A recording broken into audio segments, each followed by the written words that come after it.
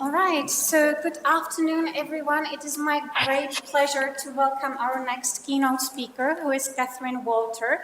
She's a teacher, she's a researcher and materials writer. She's the emeritus professor of the University of Oxford, where her research focuses on second language reading.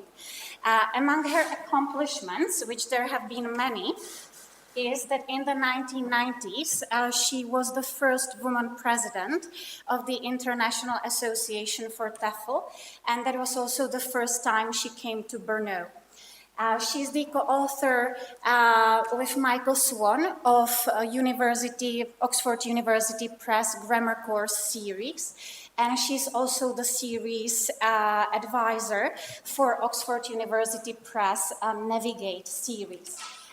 And last but not least, she is the advocate for inclusion in language classroom.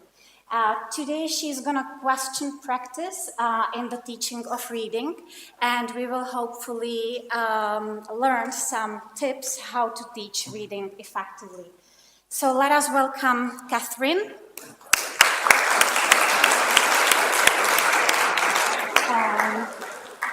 The floor is yours, Catherine. Okay. Thank you very much. I only wish I was in Brno with you. I was really looking forward to going to Brno and to seeing the Moravian Gallery. There's a Artemisia Gentileschi painting there that I wanted to see, but I suppose it will have to be another time. Why am I here? Well, Libor Stepanek wrote to me and asked me to speak at your conference, and I was a little bit bemused. I suppose we all sometimes have imposter syndrome. I don't feel that I'm a specialist in your area of concern, which is English for academic purposes and language centers, but Libor felt that I had something to say to you because of my interest in reading. He feels that writing might get a little bit more emphasis than reading in some of your contexts. So I'm going to give you some of the insights that I've gathered about reading over the years and try to apply them to your context. But you know your students and your situation much better than I do. So I'm a little bit anxious today. So I wore this special shirt, which was my mother's shirt, and it always makes me feel like she's got her hand on my shoulder. So, reading. What about reading? Before I begin questioning some of the ideas that are around about reading, I'd like to tell you about an experience I had. You know how sometimes you learn something, a new idea, and before you had that idea, you couldn't imagine it. And after that idea has been communicated to you, you can't imagine not having that idea and that not being true.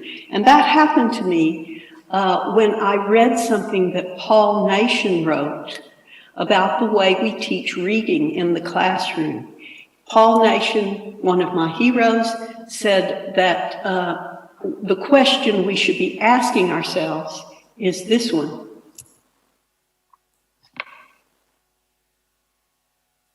How does today's teaching make tomorrow's text easier to read? And we will come back to this idea in this presentation. Okay, I'd like to ask you to think about reading. What is reading? In your own mind, answer the question, reading is a, did you say skill? Because that's what we usually say, reading is a skill. So I'd like you to think about other skills that you have, not necessarily language skills. They may be music skills or sports skills or sewing skills or coding skills, any kind of skills. Think in your mind of your own of the skills that you have yourself? Give you a few seconds to do that. Oops. Okay, now I am an old lady, and about 8 years ago, when I was moving towards retirement, or what passes for retirement for an academic, I thought maybe I should be learning some new things because that will keep my mind and my body active. So I started learning 2 new skills. Here they are. On the left, that is me at last year's World Powerlifting Championships. I started powerlifting when I was 65, and I've never looked back. On the right, not me clearly, but I have been learning the cello. Now, I'd like you to think about these 2 skills. In powerlifting, I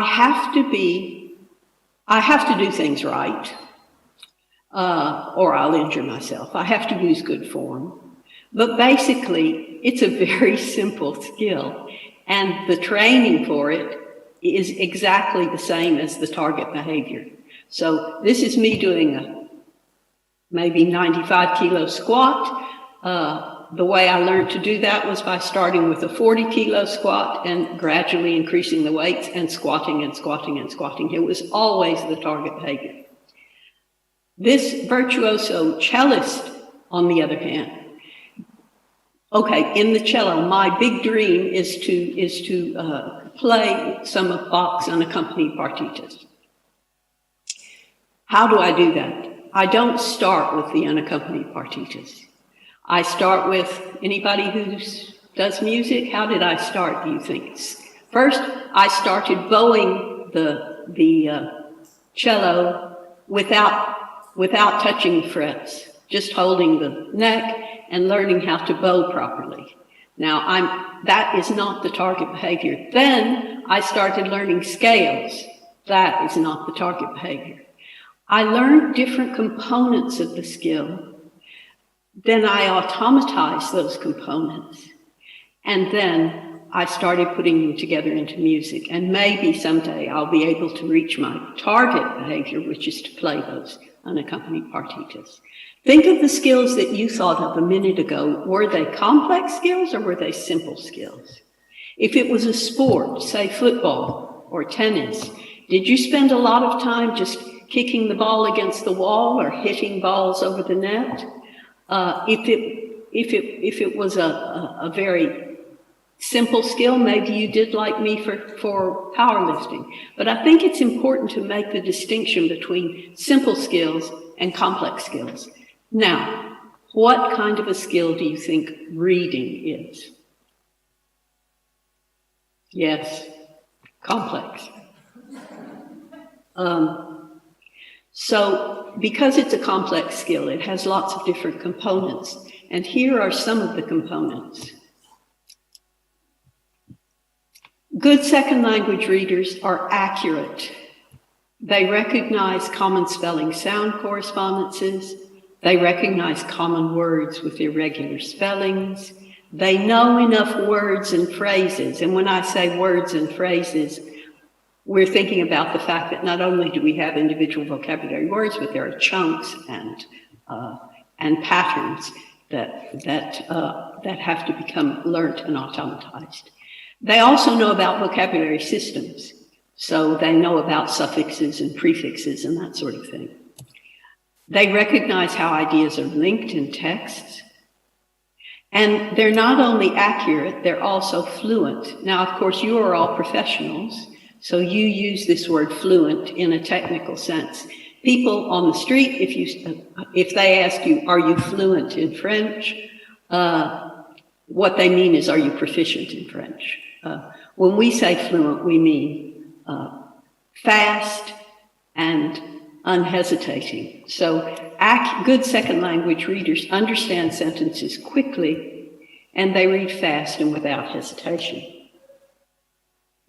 So there are some myths around about reading. I don't know how many of these myths you have run across, or maybe some of them you kind of half believe, but I'd like to go through a few of them, and I'll give you the evidence about these myths. First of all, there was an idea that reading is kind of a psycholinguistic guessing game, that you sample portions of the text. You don't read word, but you sample portions of the text, and you guess what the text is going to mean and kind of put it together. In fact, skilled first and second language readers don't sample portions of the text. They read all the words, and they process the entire text rapidly and automatically. So what's the implication of that is that we need to use classroom activities that help students to read more accurately and fluency, so they can approach the kind of accurate, fluent reading that good first language readers do, or that good, accomplished second language readers do. Another myth is that good readers are good because they're good at guessing unknown words. Well, in fact, skilled readers don't guess much. Skilled readers need to know 98% more of the words in a text and to recognize them rapidly in order to understand a text without a dictionary. And another troubling thing is that when second language readers guess unknown words, they usually guess them wrong, unless they've been specially trained, and even then they sometimes guess them wrong. So what's the implication there? The time that you would have been spending getting them to guess unknown words and preparing them for that is probably better spent teaching them appropriate vocabulary. So teaching them vocabulary and making sure that it becomes automatically recognizable for them. Another myth is about prior knowledge. There's this idea that if you activate the schemas, that people will be able to understand the text much better. In fact, not only does familiarity with the topic, and by the topic I mean the subject of the text, the culture, the context, but this doesn't compensate for lack of vocabulary knowledge. And it has a downside, which is that second language readers often cling to an original misconception. So they will have decided in advance what they think the article is going to say. And in spite of disconfirmatory evidence, they don't abandon that false hypothesis. So again, teach vocabulary. Vocabulary is really, really key to reading. And teach the characteristics of the genres students will need to read, which might be different from some of your classes to the others. Some of you may be teaching in situations where you have a whole class of engineering students. Well, that means that you can home in on the text, the kind of genres that those engineering students are going to need to learn to read. Some of you are going to have a mixed group of students from different first language backgrounds, and you will have to think about what is general across those disciplines, and when you might be able to give special discipline-specific work to some of the students. But we also need to think about giving them experience of challenging their original hypotheses, so that when they start off with an idea and then something in the text comes up to make them question that idea, that they actually do question the idea. Okay.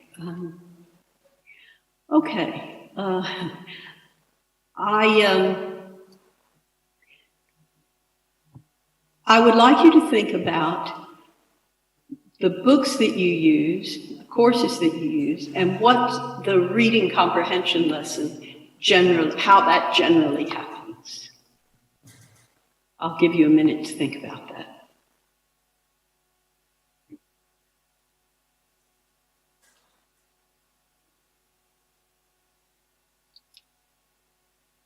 Okay, I think what happens a lot of the time is you start off with some kind of warm-up activity to get people oriented to the subject of the text and make them think about what the text might say. Well, as we've seen, that does have some dangers. Then you might ask them to read the text, maybe even to skim the text for the gist of the text. Or the main ideas. And then you might ask them some comprehension questions. All of these are focused on understanding that text. There may be a hidden agenda of some kind of grammar point or vocabulary area, but you're working on that text. Now, in view of that, I'd like you to think about the criteria that Paul Nation, again, in his wonderful little book on reading, gives for what makes up a good reading activity. According to Nation, a good reading activity prepares learners for tomorrow's text. We've seen that. Makes learners need to read today's text. Helps learners to read more accurately and more fluently, or more fluently, and provides the teacher and the learner with detailed information about the learner's performance. Now, I'd like you to think about one aspect of the typical reading comprehension lesson, which is the comprehension questions, and compare them against these 4 criteria. Take just a minute to do that.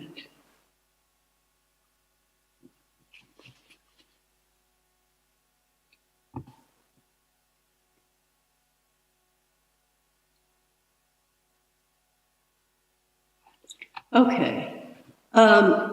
Does a comprehension question prepare learners for tomorrow's text? Probably not, because it's focused on today's text. Does it make the learners need to read today's text? Yes, it does. So it wins on that one. Does it help them read more accurately or more fluently? Probably not. Not in its nature. And does it provide the teacher and the learner with detailed information about the learner's performance? No, it tells you whether they've understood that particular point or not, so they get their true and false question right, or they fill the right. If it's a good comprehension question, they've understood what the answer is. But if they got it wrong, we don't get information about why they got it wrong.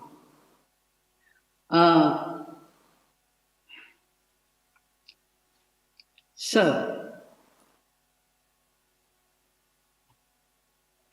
what should we focus on if we want? So what we've said is that good skilled readers are accurate and fluent. So let's look at accuracy first. Nation has Nation speaks about spending the time in the classroom equally between 4 different kinds of activities for any given goal. And those are meaning-focused input, meaning-focused output, language-focused learning, and fluency development. And so accuracy falls under the language-focused learning aspect. So what could we do to help learners be more accurate? Well, what we could do is to do activities that focus on the components, like me learning the scales on the cello, or that tennis player hitting the ball again and again across the court until they can do it, until they can put that ball right where they want to put it every time. So we break down the behaviors so that it's not necessarily the target behavior, that it doesn't resemble the target, but it provides the tools to move towards the target behavior. So language-focused learning, what might we do? What might we focus on in order to make people be able to read more accurately? One thing would be high-frequency grammatical features for the level. So you might refer to the CEFR or to a syllabus that you have yourself about the kinds of grammar that learners need to understand for that level and that context. Frequent and useful vocabulary. So you'll want to look at the vocabulary that they're going to encounter in the next text. And this would include both words and phraseology and sentence patterns that come up again and again, rather than focusing for example, in a reading text on something that they're not going to see again for another 1.5 million words. Thirdly, high-frequency discourse features. What kind of features are we talking about? Well, in reading in academic texts, these might be conjunctions, they might be expressions, discourse markers that indicate the stance of the speaker the writer towards towards the next thing that they're going to say. There was some work done where some very proficient Pakistani learners of English doing degrees in the UK were tested about something. This was a lecture, but it equally applies to reading. The features that they misunderstood in the lectures were features that indicated the speaker's stance toward what they were about to say. So we know, you know that if someone writes, you may very well think that they don't think what they're about to say. Teaching those kinds of features can help students navigate their way through discourse. Characteristics of written text. So written text, and of course this will vary to some extent, as you very well know, from one discipline to the other, but there are characteristics of erudite written text that may be, for example, complex sentences, nominalization rather than using phrases to describe something. So more Latinate vocabulary than Germanic vocabulary. Those characteristics of written text, some of them can be isolated and taught to students individually. And of course, features of genres that the learners are likely to encounter, which again, maybe this will come up in the questions, but it would be interesting to know whether you teach genre features on a broad basis across academic disciplines, or if you specifically work with genres that are science-based or engineering-based or law-based or whatever. Okay, so how might we, well, so one of the things that English is terrible about is that it has complex sentences and it uses ellipses. So we have things like reduced relative clauses. I'm going to give you an exercise to do. I'm going to give you some sentences. Now let's see how we should do this. Okay, if your last name starts with A, B, C, or D, I want you to do question 1, okay? A, B, C, or D, 1. E, F, G, H, Sentence 2, EFGH is 2. IJKL, 3. MNOP, 4. QRSTW, all the way to the end. After Q and onwards, 5, okay? Here are some gapped sentences. I would like you to try to imagine what those sentences, what might go in the gaps. Each little dash is a letter, but you don't have to pay strict attention to that. If you are sitting with other people and you want to discuss things with them when you've finished, fine. So 1 is for A, B, C, D, and so on. So I'll give you a minute to try to imagine what those sentences might say.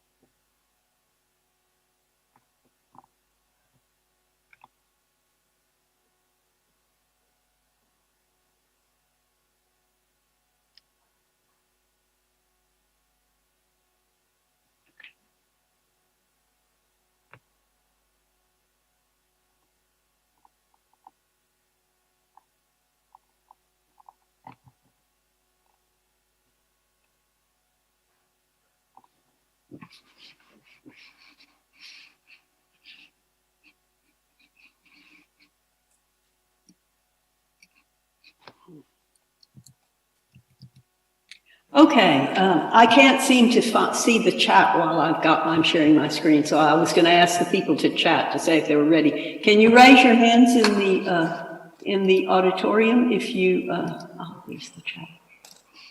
If you're ready, yeah. Okay. Here are the answers.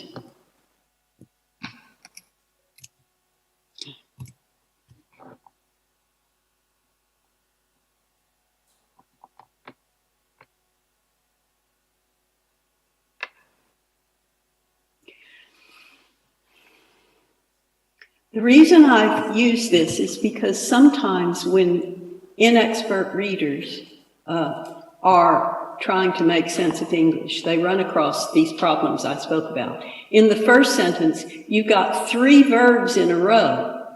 The first one is the ellipted verb of a relative clause, 1 in 25 of every Barclay card that is issued.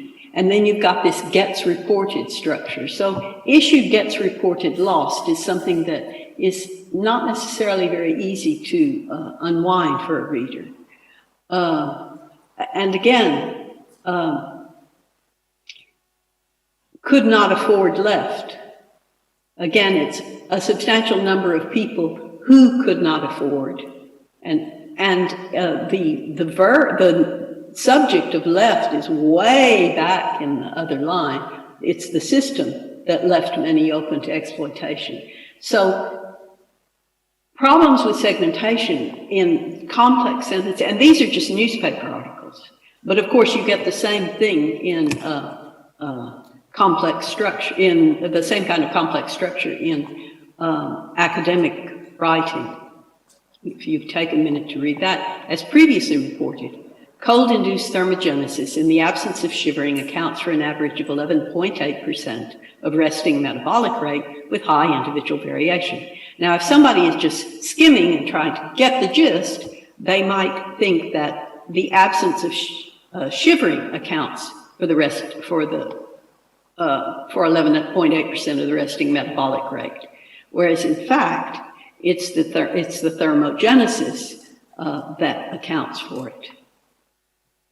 So even just little awareness activities where students are made aware that they need to read carefully and segment appropriately the sentences they're reading can probably help.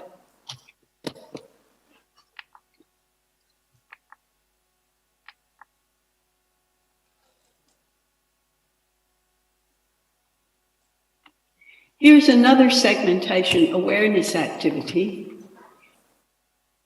Here are the ends of some sentences.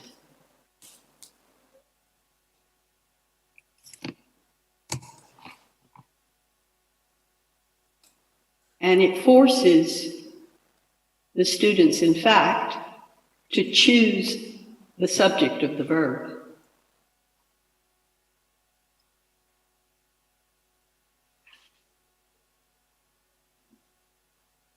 So, of course, it's that picture of a little girl in a pink dress on the front seat of a number 7 bus is really beautiful. And places where there aren't any children always seem so peaceful. The winter when she met Fred was the coldest she had ever known. And the house where I lived with my first partner had holes in the roof. So the noun that's closest to the verb in the sentence is not the subject of the sentence, and that's something that students can become aware of and learn to be careful of. Another thing that happens is we teach canonic structures. So, for example, we teach X is bigger than Y, or A is longer than B. But in natural writing, there's often ellipsis of the second term.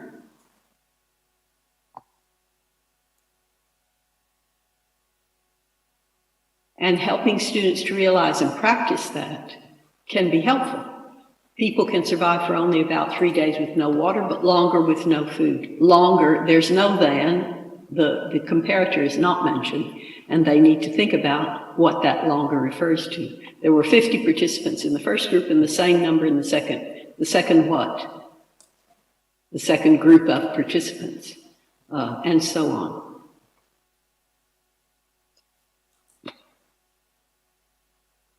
Some more kinds of reading accuracy activities would be, for example, sentence completion where students supply the function words, the auxiliaries, they guess the auxiliaries, the prepositions, that sort of thing.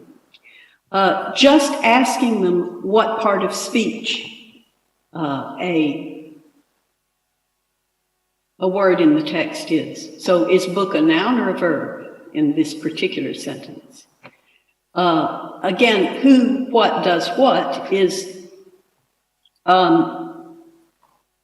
getting them to focus on the fact that the subject of a sentence in a complex text may be quite far from the verb that it refers to.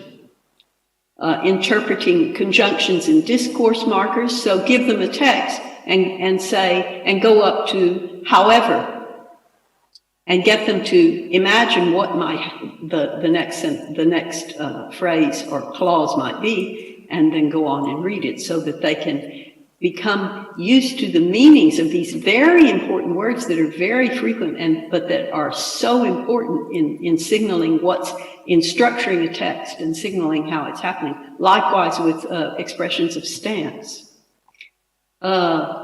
Just focusing on common and frequent vocabulary for the level.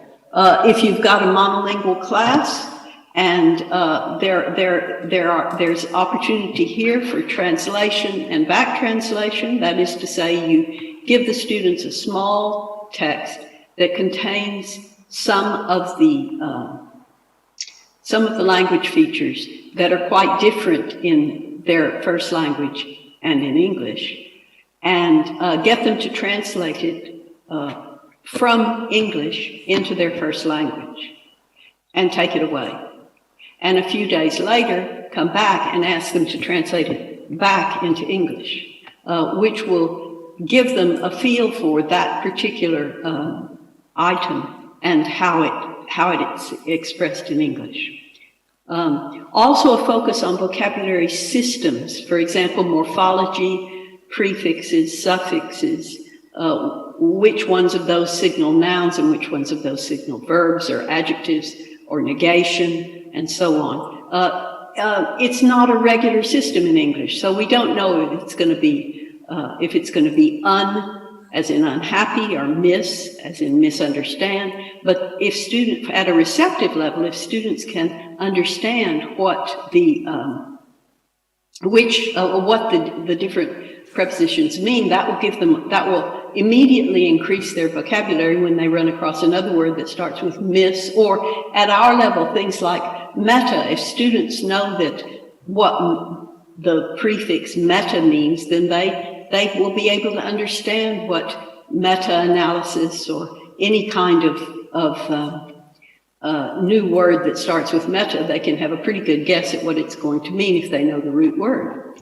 And things like verbs like do, make, get, and so on. So that's accuracy, but then there's also fluency. So activities that might increase fluency would be, well, activities that might increase fluency activities are meaning focused. So in accuracy activities, people are looking at the language and concentrating at the language. That's language focused learning. This is meaning focused activities. So the language in those fluency activities will only be something that the learners are comfortable with. We're not stretching them in terms of new vocabulary or new grammar. We're giving them work that will help make them faster and less hesitant. And why is this important? Well, it's really important for reading. Let me put it this way, because the terminology that's used to describe this is a misleading terminology. When I was a little girl in Texas, my dad had a workbench in the garage. It was not huge, and it had 3 tools on it. So it had a limited amount of space, and if you put too many things on it, something would fall off.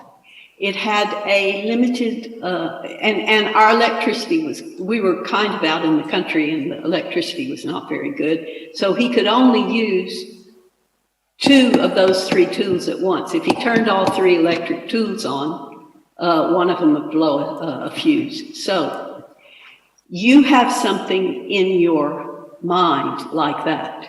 You have a work table, and on that table you have some tools. You use that work table to put information that you're remembering and processing in a complex cognitive task.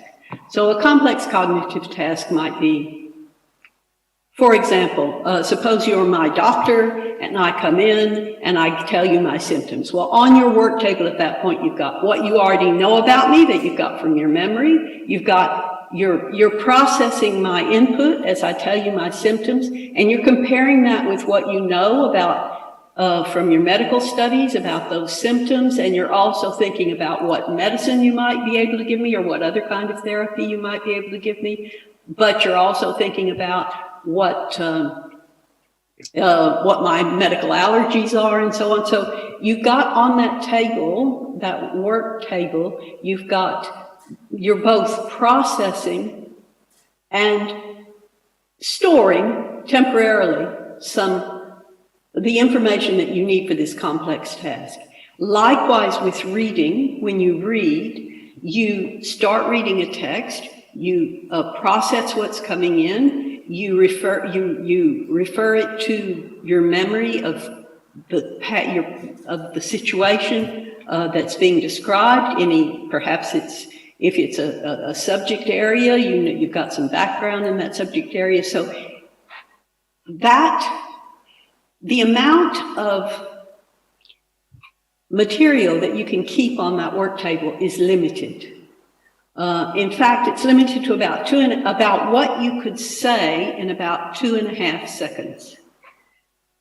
That's called phonological loop. That's another story. So, but the thing is, if you read too slowly, then you can't fit much into 2.5 seconds.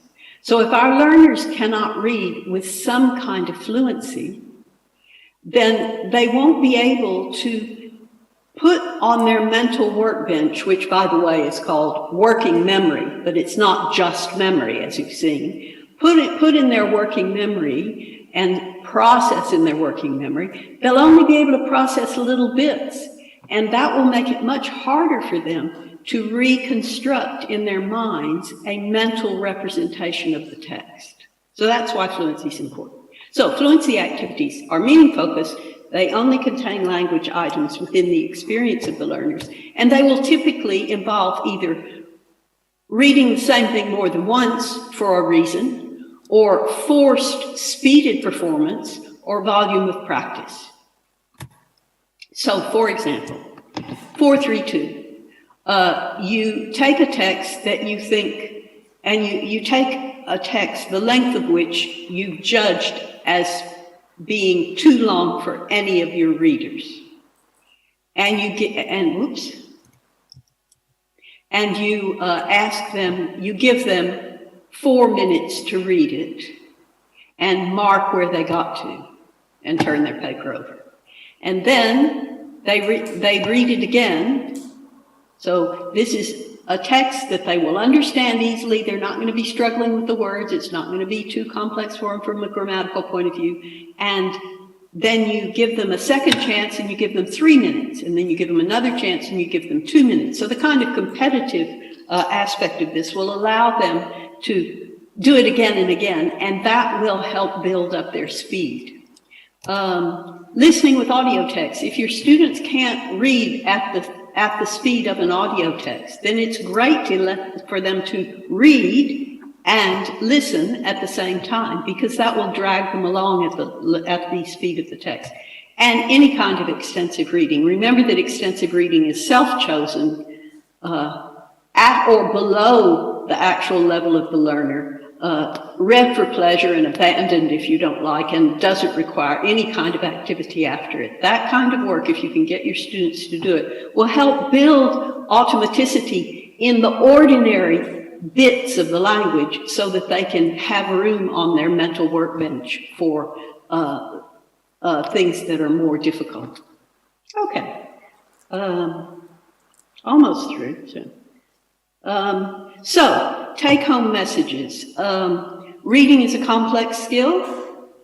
We can teach the components of that skill. Some of our teaching will not be target language, will not be target behavior similar, and some of it will. But if we put these components together, we can help our students to read more accurately, more fluently, and to read to learn. That's it. I'm very happy to answer any questions. Okay.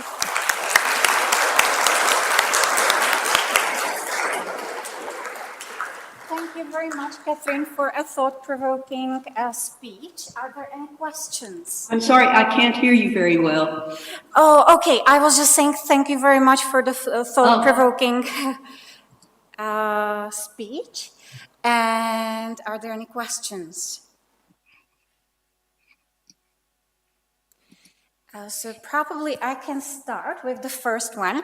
I would like to ask you whether you think that the students' needs, reading needs, are somehow different nowadays from the past, from 1990s, the 20th century. That's very interesting. There was an article in a recent, I think, Journal of EAP about, it was in China, so it might not be applicable to other settings, but about how students, one of the aspects of the study was how students, university students who were doing a course in English preferred to read. In English medium, they weren't English language necessarily. And one of the interesting results was that they preferred, on the whole, to do 61% of their leisure reading on a screen, and they preferred to do 61% of their study reading on a printed page. So, yes, it's changing, but I don't think it's changing in any simple and direct way. And I have been surprised at my own students saying, well, yes, when I want to read something quite difficult, I prefer a printed page. Clearly, one of the aspects of modern reading is that we read a lot of, is that anybody can publish. And so there's the, as it were, fake news phenomenon in that we can't believe everything we read, and our students need to learn even more than in the past, what kind of sources can be trusted and how to evaluate and criticize the sources that they read. Is that kind of what you were talking about? Yeah, why not? Yeah. There is one more question in the chat. What about reading strategies and their role in reading comprehension? Well, it depends on what strategies you're talking about. Skimming gets pretty short shrift from me. Skimming is not, your students are, the reading they're doing is reading to learn. Skimming might work if you're looking at a newspaper to just check what, where they've gotten with the mask controversy or in our country, what's happening about Brexit. You could skim through and just kind of get a general idea, but your students are reading to learn, and skimming is not useful to them. In fact, it might be bad for them because it might initially make them think that they know something. I mean, John Field has done some interesting work in listening and there's a beautiful model of a lesson in his book about how you can gradually teach learners to abandon initial mistaken hypotheses about what a text says, but skimming just encourages bad hypotheses when you're reading anything that's of any import, when you're really reading for information. What other strategies might your friend be talking about? There are no other suggestions in the chat. Clearly, if you're looking for a specific bit of information, yes, then scanning a text to look for a specific bit of information is a valuable strategy if you're careful enough, as we saw in some of those examples, to make sure that you're getting the right end of the stick. Because if you just take a chunk out of the text, it can make it look like the subject is something that is actually not the subject of the sentence, and so it can make you get the whole sentence wrong. There is actually another very interesting question. Would you consider authentic text a disadvantage in reading? It may not have the most frequent vocabulary or grammar structures for the level. So is it better to use made-up level readings? Well, I think, students are going to have to read authentic text, and so you need to refer to authentic text. But if you're concentrating on teaching, if you're concentrating on accuracy and you're concentrating on teaching, for example, relative clauses, you don't want to be distracted by the sorts of difficult and vocabulary that might come up in an authentic text. So yes, I think you use authentic-based texts for purposes of teaching, of language-focused learning. And as far as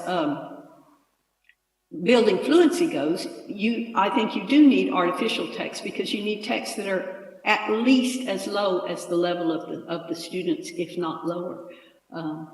So, yeah.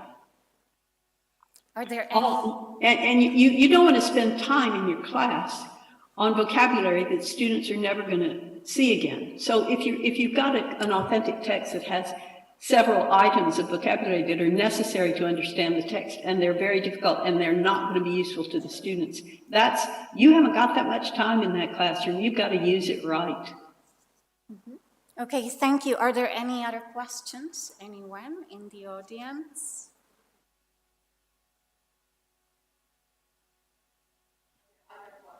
Maybe can you wait for the microphone? Thank you.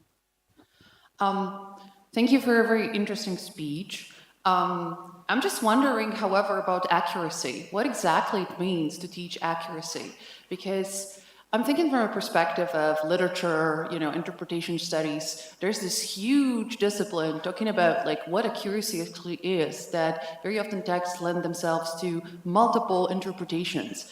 And I understand that it's a little bit easier when we have this kind of factual text, but it's not only what our students are gonna meet, right, or encounter in their studies. So, yeah, could you comment on this? Yes, well, yes, of course. I mean, literary interpretation is a different skill. But for example, but I think that even in that case, your students have to begin with an understanding of the standard meaning of the words that they're encountering in the text. So, for example, I'm sorry, I'm a bit flustered today because, to tell you the whole truth, I had this presentation in presenter view, and I had notes on it, and I haven't been able to refer to my notes, so I'm feeling a bit hot and bothered. But and so the only example I can think of was the example of false friends. So when I was working on my French in France, one of the tricks I used was to get as many people to speak to me as I could. And at that time, we're talking, there were dinosaurs in Paris at the time. I'm a very old lady. And there were also shops where you walked into the shop and asked for what you wanted. You didn't pick things off the shelf. Everything was behind the shelf, and you asked the person for what you wanted. And so I went into the local grocery shop, and I was already a kind of, organic food, health food freak. And I wanted something, and I wanted to make sure that it didn't have any chemicals or anything in it. So one of the tricks, of course, for French, which is really nice, is that often you can just take an English word and give it a French twist, and it'll kind of work. That's how I managed to add the word I don't know what the word is. This is a bit of a risque joke, but it's a true story.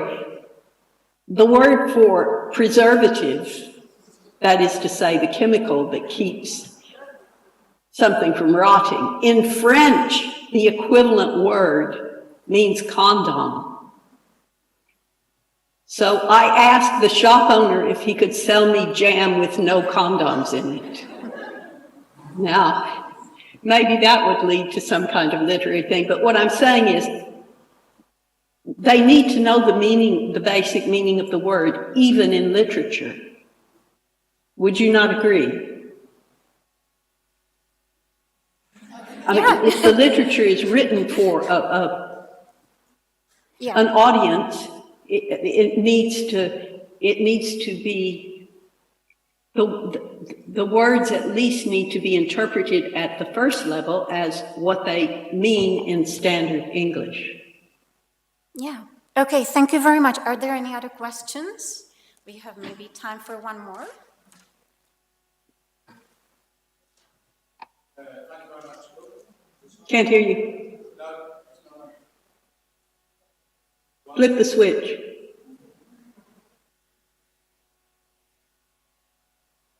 Or maybe you can come over here. Is it okay for you? Can you come over here, please, because the microphone works. It's just a very quick question. We had one on accuracy. This is on fluency. Some people, even in their own language, are slow readers compared to other people who are very fast readers. Are there any strategies you can recommend just to generally speed up your reading in either language, apart from saying go away and read for a year and come back? Yeah, no, well, I mean, you could do some of the, I can recommend very highly Paul Nation's book on reading and writing. And there are lots of little activities in there, some of which, I mean, some of what I showed you, you could do yourself. You could do 4-3-2 for yourself. I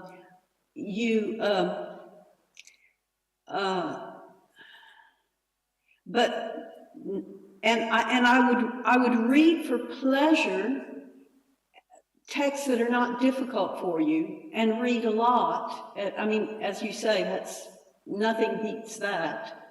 Try the Nation book if you can't find it. Google me, Oxford University. My address is just Catherine.Walter@education.oxford.uk.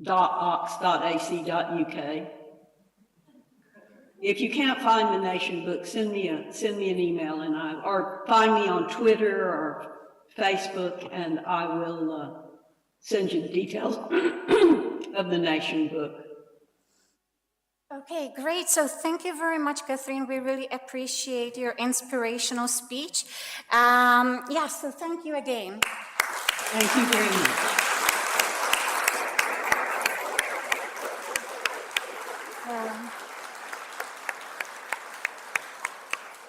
The chat actually continues on YouTube. So if you would like, you can answer some questions there. Okay, I'll go to YouTube now.